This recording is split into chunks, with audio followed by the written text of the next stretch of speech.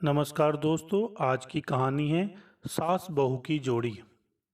Lunch के समय school के गेस्ट रूम में बैठा सागर बेसब्री से अपनी दोनों बेटियों का इंतजार कर रहा था। आज वह उन्हें अपनी होने वाली पत्नी श्वेता से मिलवाना चाहता था। कल वह श्वेता से शादी करने वाला था। वह श्वेता की तरफ प्यार भरी नज़रों से देखने लगा। उसे श्वेता बहुत ही सुलझी हुई और खूबसूरत लगती थी। श्वेता के लंबे स्ट्रेट बाल, आंखों में शरारत, दूध सा गोरा रंग और चाल ढाल तथा बात व्यवहार में झलकता आत्मविश्वास। श्वेता के आगे नीरजा उसे बहुत साधारण लगती थी। वह एक घरेलू महिला थी। नीरजा से सागर की अरेंज मैरिज हुई थी। शुरू शुरू में सागर नीरजा से भी प्यार करता था, पर सागर की महत्वाकांक्षाएं काफ़ी ऊंची थी। उसने अपने कैरियर में तेजी से छलांग मारी। वह आगे बढ़ता गया और नीरजा पीछे छूटती गई। सागर ने शहर बदला, नौकरी बदली और इसके साथ ही उसकी पसंद भी बदल गई। नई कंपनी में उसे श्वेता का साथ मिला। तब उसे समझ आया कि उसे तो एक भला की खूबसूरत लड़की अपना जीवन साथी बनाने को आतुर है, और कहाँ वह गंवार उसकी नज़रों में नीरजा के साथ बंधा पड़ा रहा। बस यहीं से उसका रवैया नीरजा के प्रति बदल गया था, और 1 साल के बाद ही उसने खुद को नीरजा से आज़ाद कर लिया था। पर वह अपनी दोनों बेटियों के मोह से आज़ाद नहीं हो सका था। दोनों बेटियों में अभी भी उसकी जान बसती थी। उसने श्वेता को अपने बारे में सब कुछ बता दिया था, और अब दोनों कोर्ट मैरिज कर हमेशा के लिए एक दूसरे के होने वाले थे। पर इससे पहले श्वेता ने ही इच्छा जताई थी कि वह उसकी बेटियों से मिलना चाहती है। इसलिए आज दोनों बच्चियों से मिलने उनके स्कूल आए थे। सागर अक्सर स्कूल में ही अपनी बेटियों से मिला करता था। तभी 4 नन्ही नन्ही आंखों ने दरवाजे से अंदर झांका तो सागर दौड़कर उनके पास पहुंचा और उन्हें सीने से लगा लिया। 10 साल की मिन्नी थोड़ी समझदार हो चुकी थी, जबकि 6 साल की गुड़िया अभी नादान थी। सागर ने उन दोनों को श्वेता से मिलवाते हुए कहा, देखो बच्चों, आज मैं आपको किन से मिलवाने वाला हूँ। ये कौन है? इनके बाल कितने सुंदर हैं। गुड़िया ने पूछा तो सागर ने गर्व से श्वेता की तरफ देखा और बोला, बेटी, ये आपकी मम्मी है। कल से यह आपकी नई मम्मी कहलाएंगी। कल ये आपके पापा की पत्नी बन जाएंगी। श्वेता ने प्यार से बच्चों की तरफ हाथ बढ़ाया तो थोड़ा पीछे हटती हुई गुड़िया ने पूछा, पर पापा, हमारी मम्मी तो हमारे पास ही हैं, फिर नई मम्मी की क्या ज़रूरत? पर बेटा, ये मम्मी ज़्यादा अच्छी है ना? नो, नेवर पापा, हमें नई मम्मी की कोई ज़रूरत नहीं। हमारी मम्मी बहुत अच्छी है। एंड यू नो पापा, मिनी ने अपनी बात अधूरी छोड़ दी। क्या बेटी, बताओ। You know, I hate you, I hate you for this. यह कहकर रोती हुई मिन्नी ने गुड़िया का हाथ थामा और तेजी से कमरे से बाहर निकल गई। श्वेता ने जल्दी से अपने बड़े हुए हाथों को पीछे कर लिया। अपमान और क्षोभ से उसका चेहरा लाल हो उठा। सागर की आंखें भी पल भर में उदास हो गई। उसे लगा जैसे उसके दिल का एक बड़ा टुकड़ा आज टूट गया है। उसने श्वेता की तरफ देखा और फिर आकर निढाल सी कुर्सी पर बैठ गया। उसने सोचा भी नहीं था कि उसकी अपनी बेटी उससे नफरत करने लगेगी। श्वेता ने रुखी आवाज़ में कहा, चलो सागर, यहाँ रुककर कोई फ़ायदा नहीं। तुम्हारी बेटियाँ मुझे नहीं अपनाएंगी। लगता है तुम्हारी पत्नी ने पहले से ही उनके मन में मेरे खिलाफ जहर भर दिया है। सागर ने कुछ भी नहीं कहा। दोनों चुपचाप वापस चले गए। इधर नीरजा ने जब सुना कि उसका सागर दूसरी शादी करने वाला है तो वह और भी टूट गई। उसने तुरंत अपनी सास कमला देवी को फ़ोन लगाया। मम्मी, कल आपका बेटा नई बहू लेकर आ रहा है। मुबारक हो, आपकी ज़िंदगी में एक बार फिर बहू का सुख वापस आने वाला है। चुप कर नीरजा, तेरे सिवा मेरी ना कोई बहू है और ना कभी होगी। मैं शरीर से भले ही यहाँ हूँ, पर मेरा दिल अब भी तेरे और तेरी दोनों बच्चियों के पास ही है। तू मेरी बेटी से बढ़कर है। तेरी जगह कोई नहीं ले सकता, समझी पगली? और जानती है तू मेरी बेटी कब बनी थी? कब मम्मी? उस रात जब मुझे तेज बुखार था। सागर ने मेरी तरफ देखा भी नहीं, पर तूने रात भर जाकर मुझे ठंडी पट्टियाँ लगाई थी, मेरी सेवा की थी।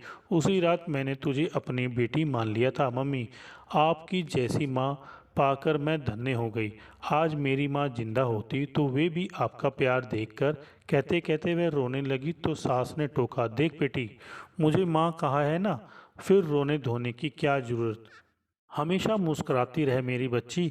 अपने बेटे पर तो मेरा काबू नहीं, पर दुनिया की और किसी भी मुसीबत को तेरे पास नहीं फटकने दूंगी। जानती है यह बात? जी मम्मी, जब मेरे पति ने मुझे तलाक दिया था तब मेरे पास कोई नहीं था। मैं उनसे कोई सवाल नहीं कर सकती थी। तेरे गम को मैं समझ सकती हूँ। तलाक के बाद औरत मन से बिल्कुल अकेली रह जाती है। पर तू जरा भी चिंता ना कर, तेरे साथ हमेशा तेरी यह माँ रहेगी, तेरा मानसिक संबल बनकर। सास की बातें सुन रोते रोते भी नीरजा के चेहरे पर मुस्कुराहट तैर गई। सास की बातों ने उसे बहुत सुकून मिला। आज वह अकेली नहीं बल्कि सास का सपोर्ट उसके साथ था। नीरजा ने अपने माँ बाप पहले ही गुजर चुके थे। एक भाई था जो मुंबई में सेटल था, 3 बहनें थी जिनका घर इसी शहर में था, पर चारों भाई बहनों ने उससे कन्नी काट ली थी। ऐसे में तलाक के बाद उसका और उसकी दोनों बच्चियों का संबल उसकी सास ही थी, और यह उसके लिए बहुत बड़ा सहारा था। जब भी वह परेशान होती या अकेला महसूस करती तो सास से बात कर लेती। नीरजा ने एक प्राइवेट कंपनी में नौकरी कर ली थी। सैटरडे संडे उसकी छुट्टी होती थी। उस दिन कमला देवी जरूर आती, उसके और अपनी पोतियों के साथ समय बिताती, उनकी हर समस्या का हल निकालती और फिर शाम तक अपने घर लौट जाती। इधर दूसरी शादी के बाद जब भी सागर ने मिनी और गुड़िया से मिलना चाहा तो मिनी ने साफ इनकार कर दिया। अब उसे अपने पापा से बात करना भी पसंद नहीं था। उसने पापा के बिना जीना सीख लिया था और गुड़िया को भी सिखा दिया था। वह उस पापा को कभी माफ़ नहीं कर पाई जिसने उसकी सीधी सादी माँ को छोड़कर किसी और के साथ शादी कर ली थी। वक्त इसी तरह निकलता गया। नई शादी से सागर को कोई संतान नहीं हुई थी। दिनों दिन श्वेता के नखरे बढ़ते जा रहे थे। सागर का जीना मुहाल हो गया था। दोनों के बीच अक्सर झगड़े होने लगे थे। श्वेता अक्सर घर से बाहर निकल जाती, सागर भी देर रात शराब पीकर घर लौटता। कमला देवी यह सब देख समझ रही थी, पर वह अपने बेटे के स्वार्थी रवैये से भी अच्छी तरह परिचित थी। इसलिए उन्हें बेटे पर तरस नहीं बल्कि गुस्सा आता था। कमला देवी को अक्सर वह समय याद आता जब पति से तलाक के बाद उनकी जिंदगी का एक ही मकसद था, और वह था सागर को पढ़ा लिखा कर काबिल बनाना। इसके लिए उन्होंने अपनी सारी शक्ति लगा दी थी। स्कूल टीचर की नौकरी करते हुए बेटे को उसी शिक्षा दिलाई, काबिल बनाया। मगर अब एहसास होने लगा था कि कितना भी काबिल बना लिया, वह रहा तो अपने बाप का बेटा ही, जो बाप की तरह ही शराबी, स्वार्थी और बद दिमाग निकला। इधर कमला द्वारा नीरजा को अपनाने और हर जगह उसकी तारीफ किए जाने की वजह से नाते रिश्तेदारों का व्यवहार भी नीरजा के प्रति काफ़ी अच्छा बना रहा। सागर के चचेरे ममेरे भाई बहनों के घर कोई भी आयोजन होता तो नीरजा और उसकी बेटियों को परिवार के एक महत्वपूर्ण सदस्य की तरह आमंत्रित किया जाता और उनकी पूरी आवभगत की जाती। यही नहीं, सागर की विवाहित दोस्त भी नीरजा को अवश्य बुलाते। यह सब देखकर सागर और श्वेता भुन भुन भुनाते हुए घर लौटते। श्वेता चिढ़कर कहती, देख लो, तुम्हारी रिश्तेदारी में हर जगह अभी भी मुझसे ज़्यादा नीरजा की पूछ होती है। लगता है जैसे मैं जबरदस्ती पहुंच गई हूँ। तुम्हारी माँ भी जब देखो नीरजा और उसकी बेटियों से ही चिपकी रहती है। सागर समझाने के लिहाज से कहता, बुरा तो मुझे भी लगता है, पर क्या करूं श्वेता, नीरजा के साथ मेरी बेटियां भी हैं ना, बस इसलिए चुप रह जाता हूं। एक दिन तो हद ही हो गई। सागर के एक दोस्त के बेटे की बर्थडे पार्टी थी। आयोजन बहुत शानदार रखा गया था। सागर के सभी दोस्त वहां मौजूद थे। सागर ने इधर उधर नजरें दौड़ाई, उसे नीरजा कहीं भी नजर नहीं आई। सागर ने चैन की सांस लेते हुए श्वेता को कूहनी मारी और बोला, शुक्र है आज नीरजा नहीं है। श्वेता मुस्कुराकर बच्चे को गिफ्ट देने लगी, तभी दरवाजे से नीरजा और उसकी दोनों बेटियों ने प्रवेश किया। नीरजा ने खूबसूरत सी बनारसी साड़ी पहन रखी थी और बाल खुले छोड़ रखे थे। उसके आकर्षक व्यक्तित्व ने सबका ध्यान अपनी तरफ खींच लिया। श्वेता जल भुन गई और सागर पर अपना गुस्सा निकालने लगी। कुछ देर बाद जब पार्टी उफान पर थी तो सागर किनारे खड़े अपने दोस्तों के ग्रुप को ज्वाइन करता हुआ बोला, यार यह थोड़ा अजीब लगता है कि तुम लोग अब तक हर आयोजन में नीरजा को जरूर बुला लेते हो।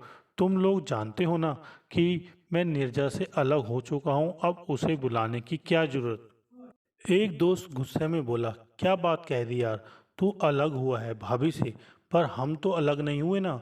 उनसे हमारा जो रिश्ता था वह तो रहेगा ही ना। पर क्यों रहेगा, जब वह मेरी पत्नी ही नहीं रही तो तुम लोगों की भाभी कैसे हो गई। सागर ने गुस्से में कहा तो एक दोस्त हंसता हुआ बोला, ठीक है यार, भाभी नहीं तो दोस्त ही सही, यही मान ले कि अब एक दोस्त की हैसियत से हम सब उन्हें बुलाएंगे। रही बात तेरी, तो ठीक है, तेरी वर्तमान बीवी यानी श्वेता को भी हम न्योता भेज दिया करेंगे, मगर नीरजा को नहीं छोड़ेंगे, समझा। इस बात पर काफी देर तक उनके बीच तू तू मैं होती रही। श्वेता पास खड़ी सब कुछ सुन रही थी। अंदर ही अंदर उसे नीरजा पर गुस्सा आ रहा था। उसे महसूस हो रहा था जैसे नीरजा उसकी खुशियों के आगे आकर खड़ी हो जाती है। सागर और उसके बीच कहीं न कहीं नीरजा अब भी मौजूद है। घर लौटते समय भी पूरे रास्ते श्वेता हमेशा की तरह सागर से लड़ती झगड़ती रही। एक दिन शनिवार को जब कमला देवी बहू और पोती के साथ थी तो दोपहर में उछलती कूदती मिन्नी घर में घुसी। आते ही उसने माँ और दादी के पैर छुए। नीरजा ने खुशी की बजाय पूछी तो मिन्नी खुशी से चिल्लाई, मम्मा मेडिकल एंट्रेंस टेस्ट में मेरा बहुत अच्छे नंबर आए हैं और मुझे यहाँ से सबसे बेहतरीन मेडिकल कॉलेज में दाखिला मिल रहा है। सच बेटी, दादी ने खुशी से पोती को गले लगा लिया। मगर नीरजा थोड़ी उदास स्वर में बोली, बेटा यहाँ दाखिले में और उसके बाद पढ़ाई में कुछ खर्च लगभग कितना आएगा। अब मिनी की सीरियस हो गई थी। सोचते हुए उसने कहा, मम्मा मेरे ख्याल से लगभग 2-2.5 लाख रुपए तो लग ही जाएंगे, इससे ज़्यादा भी लग सकते हैं। पर बेटा इतने रुपए मैं कहाँ से लाऊंगी। मम्मा मेरी शादी वाली जो एफडी आपने रखी है ना, बस उसे तोड़ दो, पागल है क्या। नहीं नीरजा, तू वैसा कुछ नहीं करेगी, पढ़ाई का खर्च मैं उठाऊंगी मिन्नी, कमला देवी ने कहा। पर कैसे मम्मी, आपके पास इतने रुपए कहाँ से आएंगे। बेटा मैंने अपनी नौकरी के दौरान कुछ रुपए बचाकर अलग रखे थे, वे रुपए मैंने अभी सागर को भी नहीं दिए।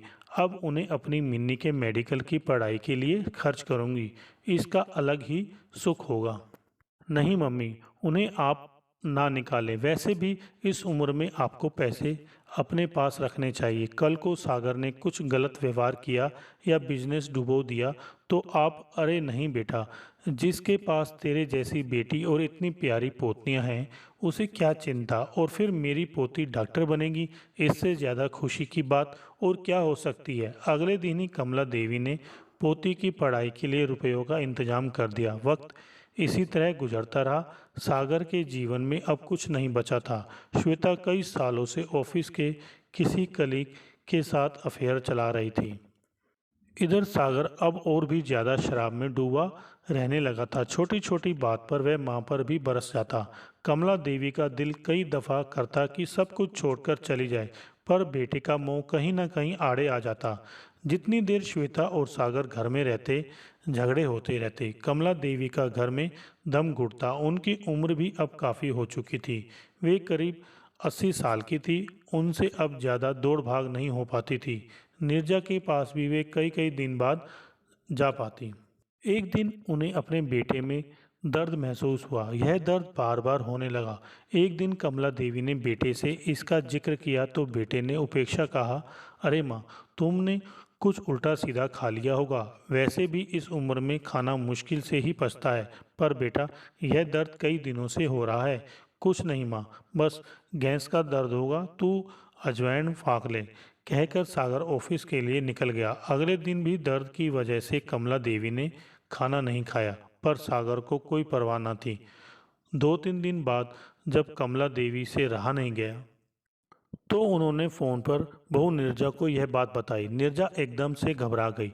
वह उस समय ऑफिस में थी। तुरंत बोली, मम्मी मैं अभी ऑफिस से छुट्टी लेकर आती हूँ, आपको डॉक्टर को दिखा दूंगी। अरे बेटा, ऑफिस छोड़कर क्यों आ रही है, कल दिखा देना। नहीं मम्मी, कल शनिवार है और वे डॉक्टर शनिवार को नहीं बैठते। मैं अभी आ रही हूँ। 1 घंटे के अंदर नीरजा आई और उन्हें हॉस्पिटल लेकर गई। बेटे और बहू के व्यवहार में अंतर देखकर उनका दिल भर आया। डॉक्टर ने ऊपरी जांच के बाद कुछ और टेस्ट कराने के को लिख दिया। नीरजा ने फटाफट सारे टेस्ट कराए और जो बात निकलकर सामने आई वह किसी ने सोचा भी नहीं था। कमला देवी को पेट का कैंसर था। डॉक्टर ने साफ साफ बताया कि कैंसर अभी ज़्यादा फैला नहीं है, पर इस उम्र में ऑपरेशन कराना ठीक नहीं रहेगा। कीमोथेरेपी और रेडिएशन से इलाज किया जा सकता है। नीरजा ने तुरंत अपने ऑफिस में 15 दिन की छुट्टी की अर्जी डाल दी और सास की तीमारदाजी में जुट गई। मिनी ने भी अपने संपर्कों के द्वारा दादी का बेहतर इलाज कराना शुरू किया। कीमोथेरेपी लंबी चलनी थी, सो नीरजा ने ऑफिस ज्वाइन कर लिया, मगर उसने कभी सास को अकेले नहीं छोड़ा। उसकी दोनों बेटियों ने भी पूरा सहयोग दिया। सागर 1-2 बार माँ से मिलने आया, पर कुछ मदद की इच्छा भी नहीं जताई। नीरजा सास को कुछ दिनों के लिए अपने घर ले आई और दिल से सेवा करती रही। अब कमला देवी की तबीयत में काफ़ी सुधार था। एक दिन उन्होंने नीरजा के सिर पर हाथ फेरते हुए कहा, बेटी, मैं चाहती हूँ कि तू उस घर में वापस चले। नीरजा ने हैरानी से सास की ओर देखते हुए कहा, आप ये क्या कह रही हैं मम्मी? आप जानती हो ना, अब मैं सागर के साथ कभी नहीं रह सकती। कुछ भी हो जाए, मैं उसे माफ़ नहीं कर सकती। पर बेटा, मैंने कब कहा कि तुझे सागर के साथ रहना होगा? मैं तो बस यही चाहती हूँ कि तू अपने उस घर में वापस चले। पर वह घर मेरा कहाँ है मम्मी? वह तो सागर और श्वेता का घर है। मैं उनके साथ यह संभव नहीं मम्मी। बेटा, वह सागर का नहीं है, तू भूल रही है। वह घर तेरे ददिया ससुर ने मेरे नाम किया था। उस 2 मंजिले खूबसूरत बड़े से घर को बहुत प्यार से बनवाया था उन्होंने, और अब उस घर को मैं तेरे नाम करना चाहती हूँ। नहीं मम्मी, इसकी कोई ज़रूरत नहीं है। सागर को रहने दो उस घर में। मैं अपने किराए के घर में ही खुश हूँ। तू खुश है, पर मैं खुश नहीं बेटा। मुझे अपने घर में रहने की इच्छा हो रही है, पर अपने बेटे के साथ नहीं, बल्कि तेरे साथ। मैं तेरे आगे हाथ जोड़ती हूँ, मुझे उस घर में ले चल। वहीं मेरी सेवा करना। उसी घर में मेरी पोतियों की बारात आएगी। मेरा ये सपना सच हो जाने दे बेटा। नीरजा की आंखें भीग गई। वह सास के गले लगकर रोने लगी। सास ने उसे चुप कराया और सागर को फ़ोन लगाया। बेटा, तू अपना कोई और ठिकाना ढूंढ ले, मेरा घर खाली कर दे। यह तू क्या कह रही है माँ? घर खाली कर दूं? पर क्यों? क्योंकि अब उस घर में मैं नीरजा और अपनी पोतियों के साथ रहूंगी। अच्छा, तो नीरजा ने कान भरे हैं? भड़काया है तुम्हें? नहीं सागर, नीरजा ने कुछ नहीं कहा। यह तो मेरा कहना है। सालों तुझे उस घर में रखा, अब नीरजा को रखना चाहती हूँ। तुझे बुरा क्यों लग रहा है? यह तो होना ही था। इंसान जैसा करता है वैसा ही भरता है ना बेटे। तुम दोनों पति पत्नी तब तक अपने लिए कोई किराए का घर ढूंढ लो। और हाँ, थोड़ा जल्दी करना। इस रविवार मुझे नीरजा और पोतियों के साथ अपने घर में शिफ्ट होना है बेटे। अपना फैसला सुनाकर कमला देवी ने फ़ोन काट दिया और नीरजा की तरफ देखकर मुस्कुरा पड़ी। हेलो दोस्तों, अगर आपको हमारी ये वीडियो अच्छी लगी हो तो लाइक करें, शेयर करें और कमेंट्स करके बताएं कि हमारी ये वीडियो आपको कैसी लगी। साथ में चैनल को सब्सक्राइब करके बेल आइकन जरूर दबाएं।